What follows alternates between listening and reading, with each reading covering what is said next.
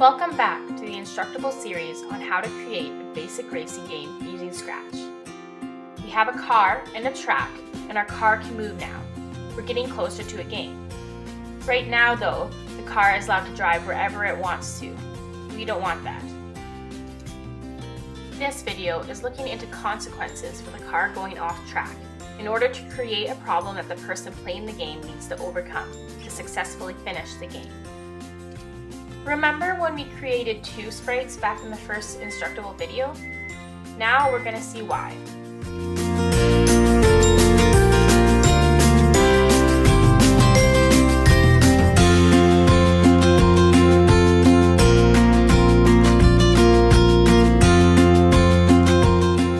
In the control section of codes, there is an if-then block.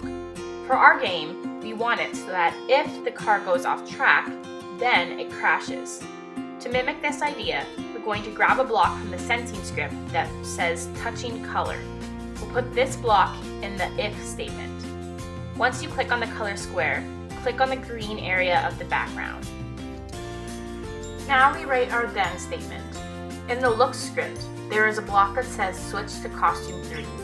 We're going to put this into our then block. Now, if the car touches any of the green, then it will switch to the crashed car sprite. We're going to add this script to our when up arrow is pressed event. Because the game does not start until the up arrow is pressed, the car cannot crash until the up arrow is pressed.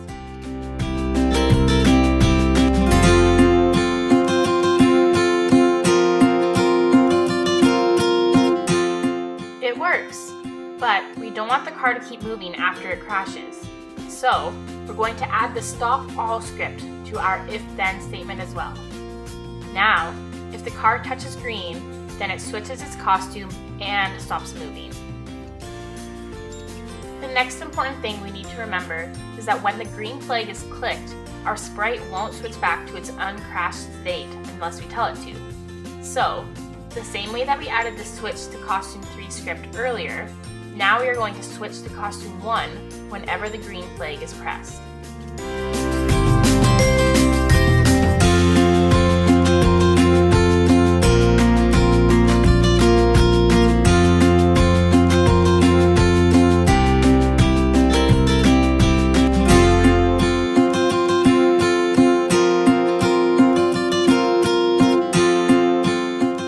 Keep in mind, these are just suggestions. Every person can create a different game. You could, instead, set it so that as soon as the car crashes, it is sent back to the beginning. This refrains from the player having the ability to continue driving a crashed car. Because the only stipulation for the game to start is the player pressing the up arrow, technically, the player can crash and then press the up arrow to keep moving.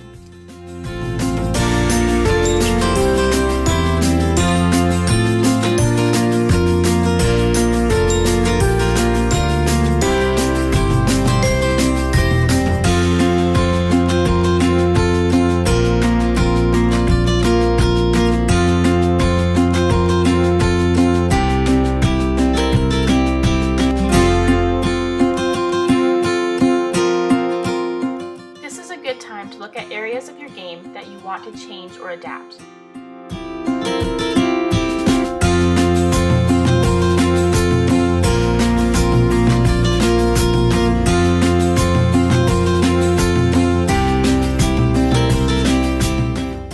As I was testing out my game, I realized that towards the end of the track gets significantly thinner and it's difficult to turn the corner.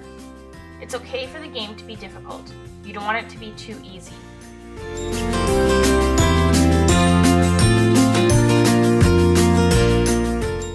In this case, I'm going to make the track slightly bigger there and decrease the size of my car slightly.